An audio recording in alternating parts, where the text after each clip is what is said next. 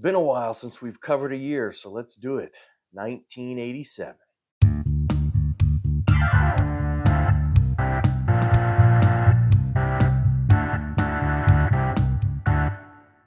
Hey guys, welcome to Amity Tracks. Let's talk 1987. It actually has been quite a while since we've done a year. 87 is a good year. Before we get into the music, what's going on in 87? Well, Ronald Reagan is still our president here in the US of A. Kind of a mixed year for Reagan. And on one hand, you have the Iran-Contra scandal breaking, which is pretty bad. But on the other hand, his triumphant, Mr. Gorbachev, tear down this wall. The last gasps of the Cold War, right? Platoon wins Best Picture that year. I have a fond memory of seeing Platoon in the theater. I was with a couple friends, and we were too young to get into an R-rated movie. For whatever reason, at this movie theater we went to, they were like super vigilant. They asked, they want to see ID and all that. So I remember this poor guy, still grateful to him. We just asked this random dude in line, to like be our guardian or whatever. And I think he looked like some grizzled Vietnam vet, and he's like, it's important for you guys to see this movie. And so he like played along, and he was our guardian and got us into the movie. Anyway, that was kind of cool. What else? The very first Simpson cartoon appears. It was a short on the Tracy Ullman show. And you have the Black Monday stock market crash of 87. All right. So, you know how this goes. I count down my top 10 favorite albums of the year and then throw out some honorable mentions at the end. And then you guys let loose in the comments what albums did you love in 87? What did I get wrong? What did I get right? What did I leave out? All that. We just talked 87. All right. Starting at number 10. Now, I think this would have been probably quite a bit higher on a lot of people's lists. I love it. I mean, it's awesome. There's 9 that I like more. Sorry, but I do have REM's Document here. I mean, one of their all-time greats, finest work song. It's the End of the World as we know it, of course. The One I Love. It's a pretty big hit. An odd hit, too. Sort of like Every Breath You Take, right? I mean, it's like a pretty vicious song, but it's catchy. So, anyway, yeah, I mean, fantastic. A friend of our channel over at Lost Mixtapes. You got to go check out his channel. He's great. He's he just announced he's starting a REM countdown, whatever. So that should be good. So go check him out. Lost Mixtapes. Anyway, REM Document. Let's see. Coming in number 9. I've talked about this record off and on since I think the very first episode of this channel, because I featured this record in the very first episode of this channel, which was albums I love more than I should, or albums that I think are kind of underrated or unfairly maligned or whatever. But yeah, this was my entry point into Pink Floyd. And so I do have Pink Floyd's A Momentary Lapse of Reason in the number 9 slot, which was all but name David Gilmour's solo album, but sell a lot more copies if you slap the Pink Floyd name on there. um, I I got a real soft spot for this record. I admit it is definitely, missing Roger Waters' vision, no doubt. Um, but in the Waters versus Gilmour battles, I've always been Team Gilmour because I focus more on the music than lyrics usually, anyway. And I, you know, as I think, what did Roger Waters say about this record? It's a facsimile. It's a fine facsimile of a Pink Floyd album or whatever. Yeah, it kind of is. I think Learning to Fly, still, I love that song. It's a fantastic single. I say, was it Yet Another Movie is a standout on the Turning Away, I think is gorgeous. So there's some stuff to appreciate on here. Coming in number 8, I am ashamed to admit I'm kind of late to this band. Really, in the last year, I started to dive deeply into their catalog. I may do an episode on them down the road, but I should have gotten on board a long time ago. But better late than never, right? So in the 8 slot, I do have Diesel and Dust from Midnight Oil, Australia's greatest exports. Not oil, but Midnight Oil. Yeah, I mean, very political, of course, but this was, but still, great band, great hooks, memorable songs. This was a huge hit. I think this. I mean, I remember "Beds Are Burning" at the time. I remember the video on MTV, and I always liked that song. But for whatever reason, I didn't. I don't know. Didn't explore the rest of the band for a very long time. But I'm trying to make up for it. This is a great record. Okay, coming at number 7. Knowing how I feel about this guy, this might seem a little low, and this is an interesting record because this is a record. Well, I'll show it to you. End the suspense. Bruce Springsteen's Tunnel of Love. Now, this is an interesting record because this is one of those records where the reputation has sort of ricocheted all over the place. When it came out, I mean, this is, of course, the studio follow up to Born in the USA, I mean, mega hit of the 80s. And, it was going to be virtually impossible to live up to that. So he did a smart thing. As he often does, he shifted gears. And this is a different record entirely, from Born in the USA, sort of a dark meditation on relationships and love. It's not surprising that not too long after this he got divorced because these are all songs about relationships and love, but it's they're all pretty dark and filled with doubt and whatever. But I think it's an intriguing record. And I say the reputation because when this came out, it was not very loved. I remember, always remember the title of this one review I read at the time, "Bored in the USA." That's kind of witty, but it is a more mellow thing. But it's an intriguing record. It's so funny. You look at lists now, like rankings and stuff. This is like near the top. Like people have come around and absolutely adore this record. For me, the truth is somewhere in between. I'm a massive Springsteen fan, but I do just have this at number 7, in this year. So um, I think the brilliant work is really on side 2. There's a streak of about 4 tracks. The title track, Two Faces, Brilliant Disguise, One Step Up, which is that is the heart of the record, and those are just amazing songs. The rest of the record, I still am a little spotty on, but I appreciate the theme. I appreciate the kind of bold for him to do that. All right, number 6 is a band that I really do appreciate. I haven't talked about them much on this channel at all. I will do I'll do a video on them at some point or a week or whatever. But this is the record that I really got on board with them at the time. This is Los Lobos, By the Light of the Moon. Um, Deservedly, this was a pretty big hit. One Time, One Night, great, great song. Uh, Set Me Free, Rosalie. That's the one. That's the song I really liked. It's kind of a trifle, not a real serious song, but for whatever reason, I always really liked that. Um, no, this is just great. This is kind of when they're really kind of Americana, sort of heartland rock, whatever.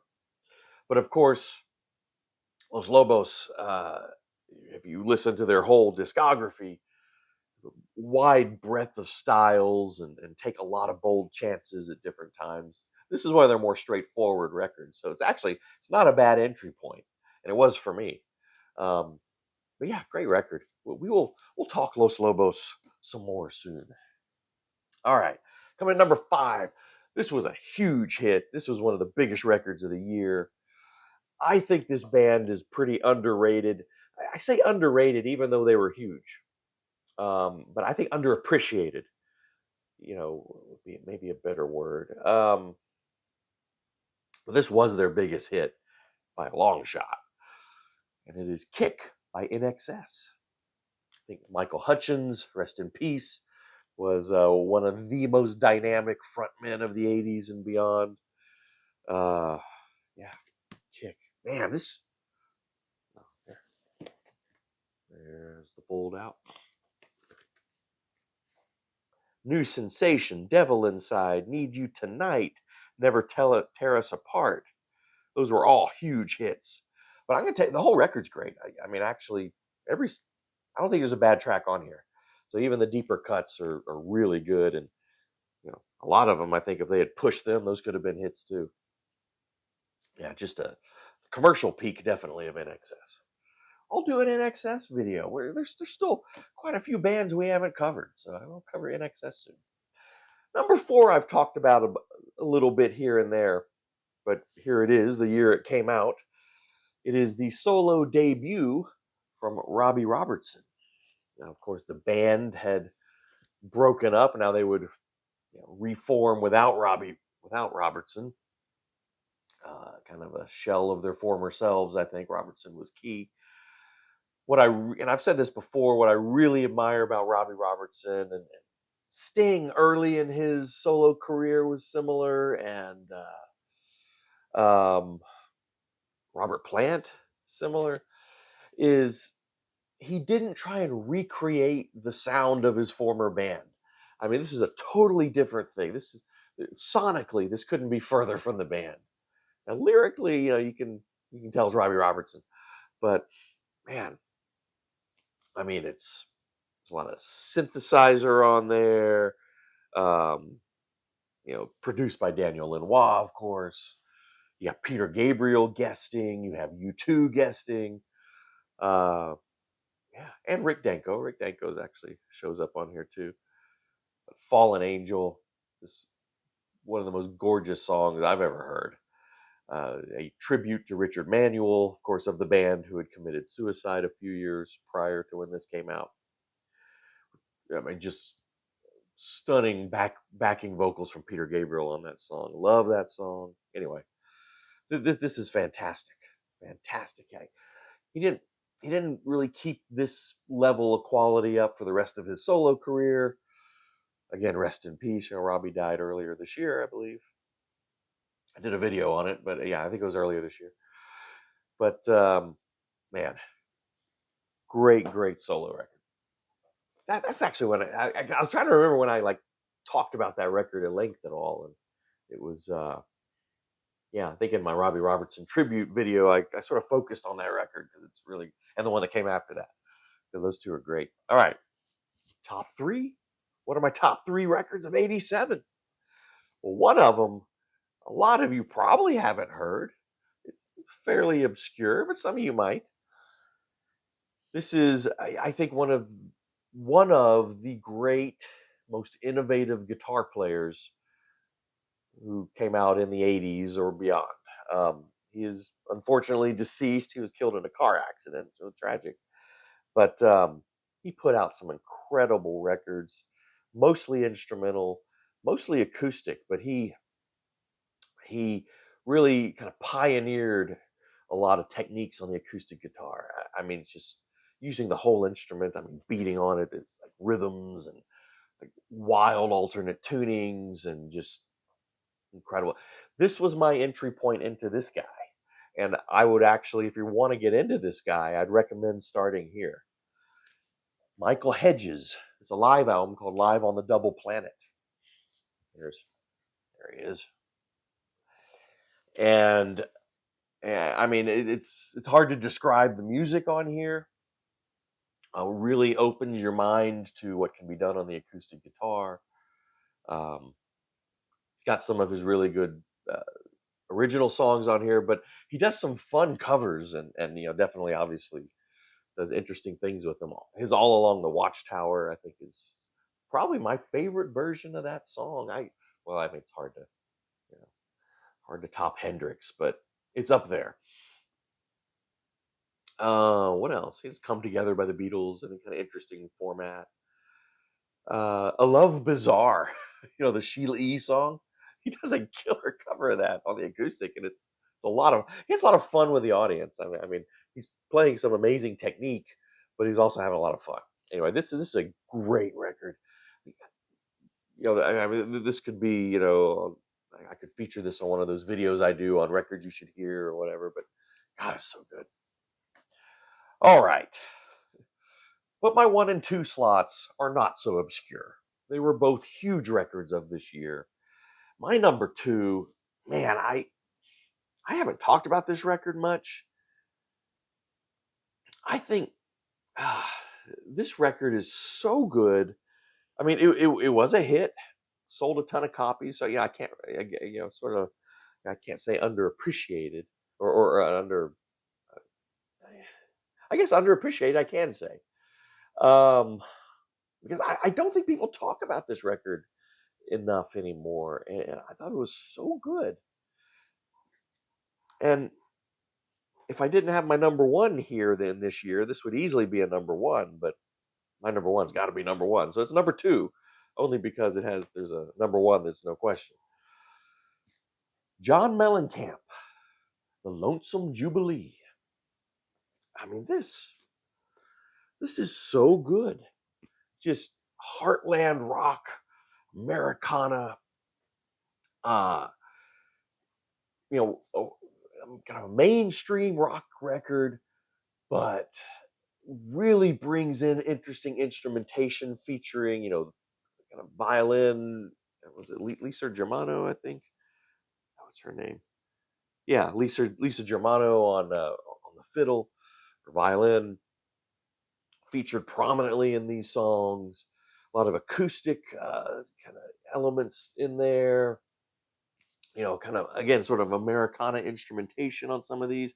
I mean, look at there's pedal steel, lap steel, mandolin, harmonica, auto harp, banjo, penny whistle, saxophone, fiddle, uh, dulcimer. I'm just looking at the instrumentation on here. In addition to, but it's a solid rock record. I mean, there's plenty of electric guitar and drums and bass, and more of what you would expect too. To me, Mellencamp blends all these musical elements just beautifully on here. On top of that, just a killer set of songs. Paper and Fire, check it out. It's one of my favorite songs of his. Cherry Bomb, even Hot Dogs and Hamburgers, kind of a goofy song title, but the lyrics are really good on that song. It's actually a kind of a deep song, but it's kind of a funny title. Um, yeah, I just can't say enough about this record. This is so good, so good. I I admire Mellencamp. He's kind of an ornery fellow, but I think this is a I say underappreciated again. It's hard to say that one is a huge hit, but at the time, but people don't talk about it as much anymore, and they should go revisit this. My number one, though, I mean, no question, no question, what my number one album, maybe '87, would be. This is in my top 10 albums, favorite albums of all time. Period. Uh yeah, this was massive hit. It's not obscure. I I don't know, maybe so overplayed that people don't want to hear it anymore. It still has that magic for me. For whatever reason, I can still just get completely lost in it. In my opinion, it's one of the best produced albums I've ever heard. Talking about The Joshua Tree by U2. I know people love to hate U2 these days. I'm going to do like a U2 week sometime soon. It's going to be in defense of U2, but without ignoring their flaws and how irritating they can be at times. That'll be an interesting show, I think. Try and rehabilitate them a little bit. I mean, do they need rehabilitation? I mean, just people like to bash U2 for some reason. It's a lot of backlash. Some of it deserved, I guess, especially with Bono. I think he's earned some of it. But all that aside, this record is just absolutely magical to me. I mean, the production on here, you know, was it Daniel Lanois, right? And Brian Eno, I believe, on there. Just having trouble finding it all in the credits. But anyway, just I mean, the wide open spaces that you see in the album art here is in the music. I think, I mean, one of the strongest one, two, three punches of any opening of any record, where the streets have no name. I still haven't found what I'm looking for, and with or without you, three huge hits. Again, perhaps overplayed, but I they still have magic for me. It's a perfect side. I don't know if you've gone back and looked at my perfect sides of videos. I think I talked about this one. Bullet the Blue Sky and Running to Stand Still kind of fill out that first side. It's just perfect. Perfect. And there's great songs on the second side too, of course. In God's Country, Exit. Although I've always thought Exit was mixed too quietly. That was a lot better live. But anyway, yeah. You too, Joshua Tree. All right, real quick. Let's do some honorable mentions. Editor can throw one up here that I know I own. I just can't find the CD. But The Replacements, Pleased to Meet Me, pretty awesome. Got some other CDs here that I did find. The Cure, of course, with their huge double album, Kiss Me, Kiss Me, Kiss Me. It's pretty outstanding. A bit bloated, as many double albums are. Probably would have made a stronger single, but whatever. Depeche Mode, with Music for the Masses. It's like one of their bigger, greater albums. Prince, his epic opus, Sign of the Times. I'm kind of a late convert to this one too. I'm still really discovering all of its hidden magic, but pretty huge. The Grateful Dead of all bands make a pretty huge commercial comeback here with In the Dark, which is really good. I haven't done it. I'm gonna do a Dead week at some point, but yeah, a Touch of Grey, like their biggest hit, as far as commercial sales and all that. Helena Bucket's on here. It's really good, really kind of great. Late career comeback. In the Dark. All right, got some more vinyl here. We'll show real quick. Got two here. Uh, Two great guitar players. One of them that had been around for a long time, and one of them who was just getting going. So I don't know, is this his debut or not? I think it is. Someone correct me in the comments if I'm wrong, but Joe Satriani with Surfing with the Alien. I mean, if it wasn't his debut, this was the one that first kind of, hit somewhat big, and people just is where I discovered him, or when I discovered him. I mean, a great guitar talent. One of the few of those like super technical guitar players who I think plays with a lot of soul also, and hasn't forgotten like melody and that kind of thing, instead of just vomiting notes. But he can also vomit notes with the best of them. I mean, he's incredibly skilled player. All right, and then the other guitar player who'd been around for a while released a really good record, Carlos Santana, with Blues for Salvador. There he is. I think this is technically issued as a solo album versus the band Santana, but by this point there really wasn't much difference between the two, because there's a rotating group of musicians in his band Santana. But this is technically credited to him as a solo artist. Really good, really good. If you stopped listening to Santana after that great 60s and 70s run, this is one of his really good later efforts. All right. Yeah, I didn't have this in the top 10. I mean, it's a great album. I Guns N' Roses, of course. Appetite for Destruction. I mean, it's a one of the great hard rock records. I mean, no doubt. I mean, Axl Rose is a douche, but no denying this. I don't know. Never put it on. Here's a record that I will defend. Uh, Terrible reputation, especially amongst many fans of this band. I'm a fan of 80s Yes. So Big Generator. I It's terrible album art, but although I think appropriate for the 80s, I guess. Yeah. What was the song? Yeah, Love Will Find a Way. I think it's great. The title track is really good. I I don't know.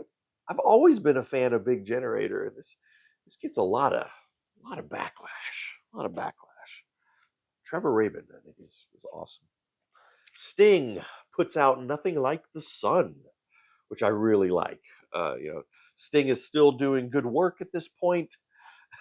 That will change, but yeah, this is really moody, really expansive, fantastic record.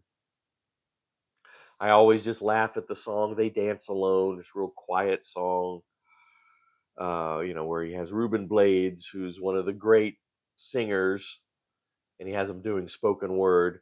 And if you look at the credits, he has both Mark Knopfler and Eric Clapton credited for guitar on "They Dance Alone." I can't hear them. They're either so down in the mix, and there's some other guitar player on there too. I, it's like really, you Ruben Blades, Mark Knopfler, Eric Clapton. You have Blades do spoken word and not sing, and I can't even hear Knopfler. Well, whatever. I always just thought that was funny. This is actually a really good record, though. This is a fantastic record. Really moody. I saw him on this tour. It was a good show. It was a memorable show. All right, what? Two more real quick. Michael Jackson puts out Bad. Bad's great. I mean, it really is. I mean, is it Thriller? No, but it's still had a ton of hits on here, man. Ton of hits. Dirty Diana. And finally, Fleetwood Mac puts out Tango in the Night, which I am a big fan of. Now this is drenched in Lindsey Buckingham's production, but I think it's fantastic.